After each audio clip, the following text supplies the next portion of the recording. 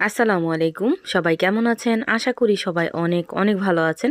আজকে আমি তৈরি করে দেখাবো চালতার ঝুরা আচার। এভাবে চালতার ঝুরা আচার তৈরি করলে চুলা থেকে নামানোর আগেই কিন্তু শেষ হয়ে যাবে, এতটা টেস্টি হয়। আর এভাবে বানিয়ে দীর্ঘদিন পর্যন্ত কিন্তু সংরক্ষণ করতে পারবেন, বাইরে রেখে একদমই নষ্ট হবে না। এখন কথা না বাড়িয়ে দেখে নেই আমি কিভাবে চালতার এই ঝুরা আচারটা তৈরি করলাম।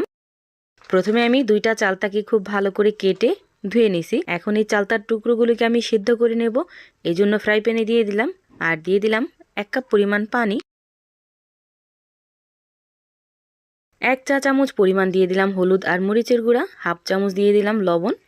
এখন সব কিছু খুব ভালো করে মিশিয়ে ঢাকনা দিয়ে ঢেকে রেখে দেব 5 মিনিটের জন্য। আর এই 5 মিনিট খুব ভালো করে আমি এই চালতাগুলোকে সেদ্ধ করে নেব। চালতাগুলো সেদ্ধ করলে কষ ভাবটাও চলে যাবে আর থেতো করতে খুব সুবিধা হবে। আর এই তো দেখতেই পাচ্ছেন 5 মিনিট পর্যন্ত চালতাগুলোকে খুব ভালো করে আমি সেদ্ধ করে নিছি। এখন এই চালতাগুলোকে আমি উঠিয়ে নিব। সবগুলো চালতা আমি এভাবে উঠিয়ে নিছি। আর এই তো দেখতেই পাচ্ছেন একদম পারফেক্টভাবে কিন্তু সেদ্ধ হয়ে গেছে। এখন এই চালতাগুলোকে আমি থেতো করে নেব। আর এই তো দেখতেই পাচ্ছেন চালতাগুলোকে আমি এইভাবে থেতো করে নিছি। আপনারা চাইলে আরও কম করেও থেতো করে নিতে পারেন। এখন আমি এই চালতার আচারগুলো তৈরি করতে চলে যাব। এই জন্য একটা ফ্রাই প্যানে দিয়ে দিলাম 2 কাপ পরিমাণ চিনি, দিয়ে দিলাম 1/3 কাপ পরিমাণ সিরকা বা ভিনেগার,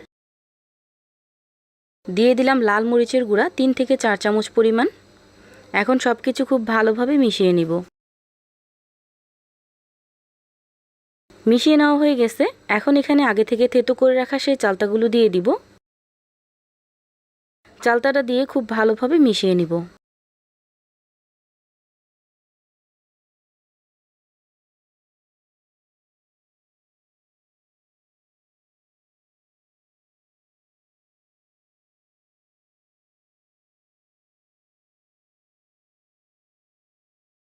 এই পর্যায়ে এসে দিয়ে দিব 1/3 কাপ পরিমাণ সরিষার তেল, দিয়ে দিলাম 1.5 চামচ পরিমাণ হলুদ মরিচের গুঁড়া, দিয়ে দিলাম 2 চামচ পরিমাণ 5 ফোড়নের গুঁড়া, আর 1 চা চামচ পরিমাণ দিয়ে দিলাম বিট লবণ।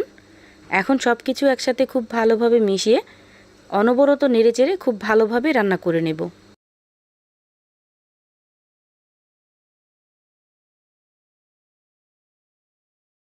এখন আরও 10 থেকে 15 মিনিট পর্যন্ত নেড়েচেড়ে খুব ভালোভাবে রান্না করে নেব।